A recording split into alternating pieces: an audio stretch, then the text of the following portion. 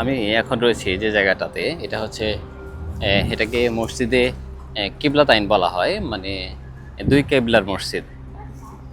এই মসজিদটা আপনার মুসলমানদের যে কিবলা মক্কা শরীফ বা কাবা শরীফ, এটা নির্ধারিত হওয়ার পূর্বের এই মসজিদ। কিবলাতাইন শব্দের অর্থ দুই কিবলা, অর্থাৎ কিবলাতাইন মসজিদ হচ্ছে দুই কিবলার মসজিদ। ইসলামের প্রথম প্রাথমিক যুগে মুসলমানরা বাইতুল মুকাদ্দাস অর্থাৎ জেরুজালেমের দিকে করে নামাজ আদায় করত। কিন্তু রাসূল সাল্লাল্লাহু আলাইহি সাল্লামের মনে মনে সবসময় আশা ছিল যে এটা যেন পরিবর্তন করে, মানে কাবার দিকে যদি কিবলাটা হতো বা মসজিদুল হারামের দিকে যদি কিবলাটা হতো, এটা মনে মনে তিনি আশা করতেন। আল্লাহ তো আসলে মনের খবরটা জানেন। একদিন রাসূল সাল্লাল্লাহু আলাইহি সাল্লাম তার সাহাবীদের নিয়ে এই মসজিদে জোহরের নামাজ আদায় করতেছিলেন।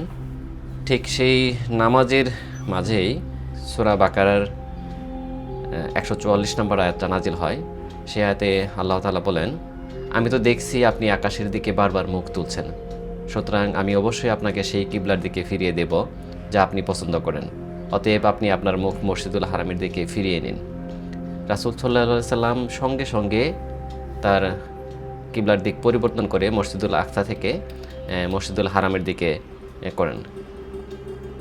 সাহাবীরাও সাথে সাথেই তাকে অনুসরণ করেন। অর্থাৎ এই নামাজে অর্ধেক নামাজ বাইতুল মুকাদ্দাসের দিকে করে পড়া হয় এবং বাকি অর্ধেক নামাজ মসজিদুল হারামের দিকে করে পড়া হয়। এই জন্যই এই মসজিদকে মসজিদে কিবলাতাইন বলা হয়, অর্থাৎ দুই কিবলার মসজিদ বলা হয়।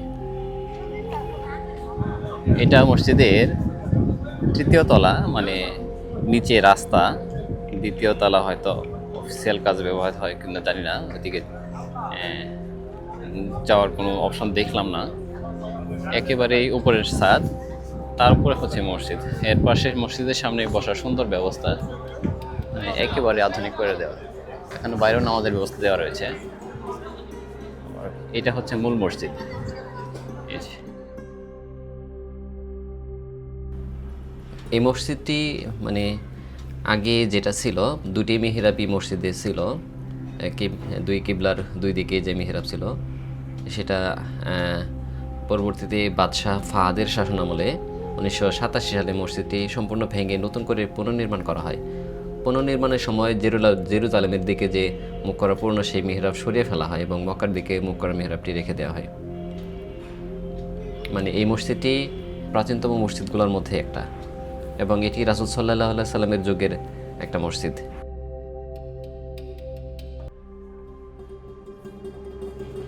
এটা হচ্ছে মসজিদের ভেতরটা।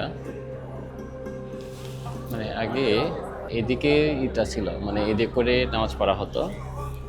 পরে যখন কোরআন নাজিল করা হয় তখন এই যে এখানে নতুন করে মেম্বার তৈরি করা হয়, মানে এদিক করে নামাজ পড়া হয়। যদিও এখন আগের যে পুরাতন মেম্বারটা ওটা নেই, ধ্বংস করা হয়েছে, কিন্তু চিহ্ন হিসেবে ওই যে মানে আগের যে আপনার মেহরাবটা নামাজ পড়ার যেটা, সেটা এই যে এইটা হচ্ছে আগেরটা, মানে মূল জিনিসটাকে নষ্ট করে দেওয়া হয়েছে, মানে সেটা রাখা হয়নি।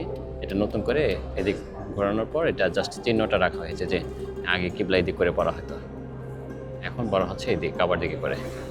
এই যে এখন পড়া হচ্ছে এটা এদিক করে।